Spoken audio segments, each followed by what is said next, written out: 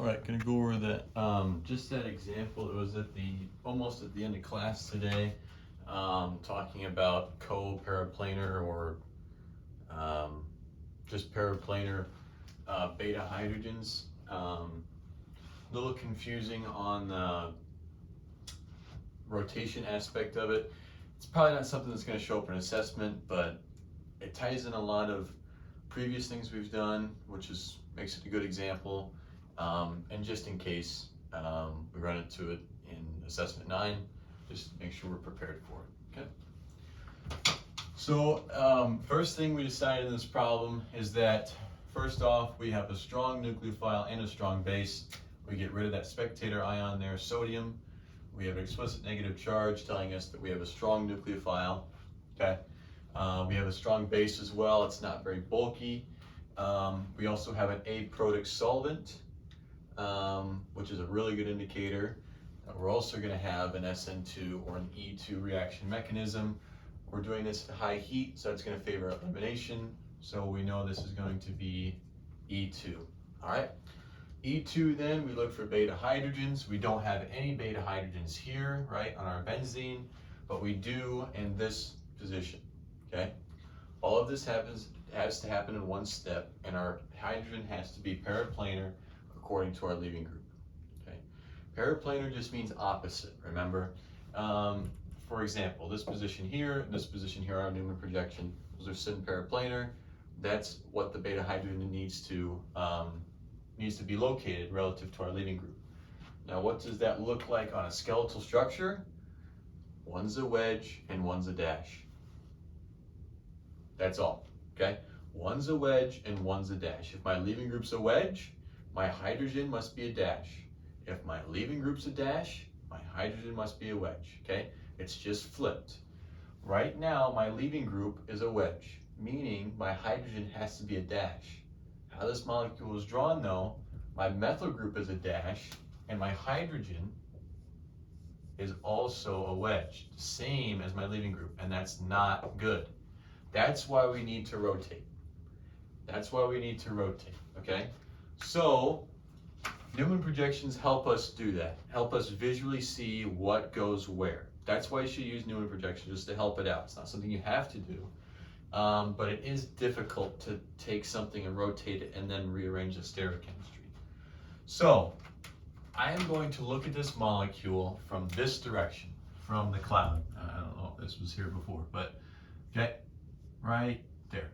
There's my eyeball. I'm looking at the molecule this way. This is carbon 1, this is carbon 2, and my Newman projection. Remember, this little dot here in the front is carbon 1, the big circle in the back, that's carbon 2. Okay? I'm looking at the molecule this way. So I can clearly see, first off, that my chlorine, okay, it's a wedge that's coming. If I'm looking at the molecule this way, the chlorine's coming out towards the page, towards you. Okay? So that's what's going to be top right in my Newman projection. Okay? I'm looking at the molecule this way. In my perspective, chlorine is coming out to the top right. And how I have my Newman projection drawn here, that's where chlorine is going to be. Okay? That's where chlorine is. Okay? Awesome. Now I also have, if I'm looking at the molecule this way, looking at carbon 1, going down is my tosyl group here, okay? Or my benzene ring connected via a carbon, okay? So that's my tosyl group going down. Actually, just benzene, I believe. Either one. That's not what's important right now. We'll just call this benzene. We'll just call this B, okay? My benzene ring substituent is going down, which then leaves me my hydrogen that isn't drawn in here up top. That's going to be my hydrogen going back. Okay, there's my hydrogen there. So according to me, if the hydrogen is going back, that's going to be top left. And that's my first carbon, my Newman projection, how things are drawn currently. All right. Let's go ahead and then look at what's in the back, okay? Our carbon number 2, okay? I see that if I'm looking at carbon number 2, what's going up and in plane is my ethyl group.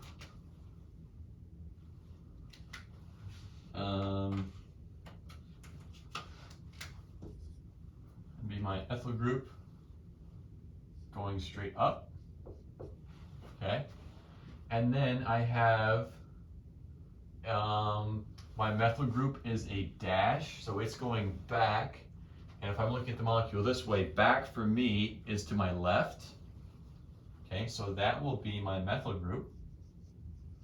And then the hydrogen is coming out towards us, right? It's going to be the same side as my chlorine, right? They're both coming out at us. Okay, and that would be that red hydrogen drawn in there with a wedge. Okay, so notice both of the wedges are coming out at us, that right side towards you. Okay, our hydrogen and methyl group are what's going away. Methyl group, hydrogen, those are going away. And then what's in plane? My benzene substituent and my ethyl substituent. Okay, this is the current Newman projection for how things are drawn. Okay, now what I have to do is take one of these, rotate them. I'm going to go ahead and rotate what she did, that second carbon, the one in the back. So then I can get this hydrogen. This is my beta hydrogen that my base is going to take. I'm going to get my beta hydrogen and my chlorine on opposite sides. Okay? That way they're syn periplanar. That way I can then perform an E2 reaction. Okay? So let's go ahead and rotate this thing so they're on opposite sides. We can reevaluate and we can redraw our molecule and then perform our reaction. Okay, so for things to be on the opposite side, I'm going to take my carbon in the back. 1, 2, 3 substituents, my carbon in the back, and I have to rotate it in a way that my chlorine and hydrogen are on opposite sides. Okay, I'm going to go and rotate this back carbon. That way hydrogen is in this position. That way they are syn periplanar. Okay, so let me rewrite carbon 1. Rewrite carbon 1. Chlorine's the same, hydrogen's the same, and benzene's the same. Okay, didn't change anything there, but let me now rotate my back carbon. I need hydrogen in this position here, my beta hydrogen. And notice now we are syn periplanar. And let me redraw now. I've rotated it clockwise, so my methyl group's going to go up. And my ethyl group's going to go down to the right. Okay? Just normal Newman projection things. Okay?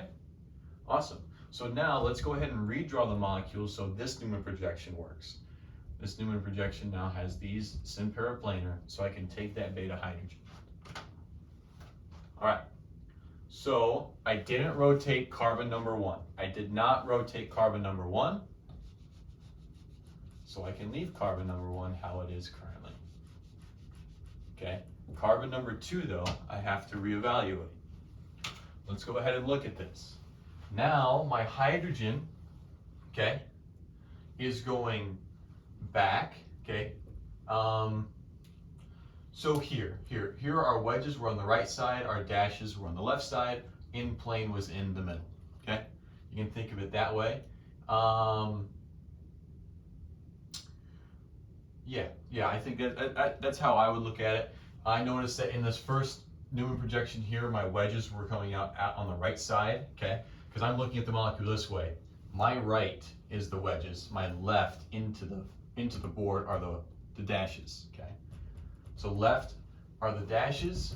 So my hydrogen now is going to be a dash, which is perfect because now it's periplanar to our leaving group, okay? Our methyl group is in plane, okay? In plane here, periplanar to our benzene group. So we have a methyl group that's in plane. And then we have an ethyl group that is now a wedge.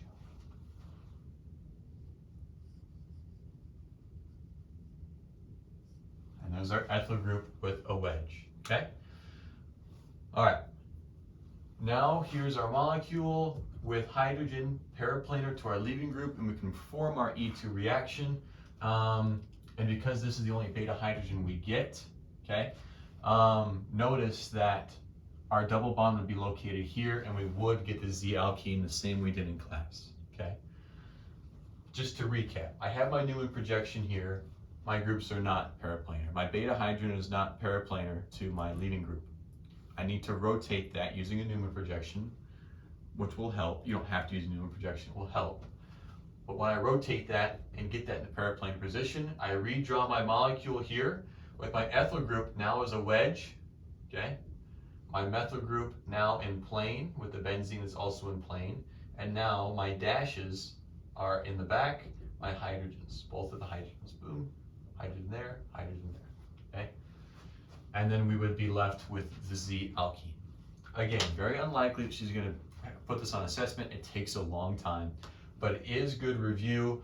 It touches on a couple of concepts we've learned from previous weeks. And she had to go through it kind of quick in class, expecting the fire drill to go off, a lot more examples, a lot more reasonable, more likely examples to see later. But just as a recap for that, and in case it comes up in assessment. So I just wanted to cover it, and see you all on SI Monday.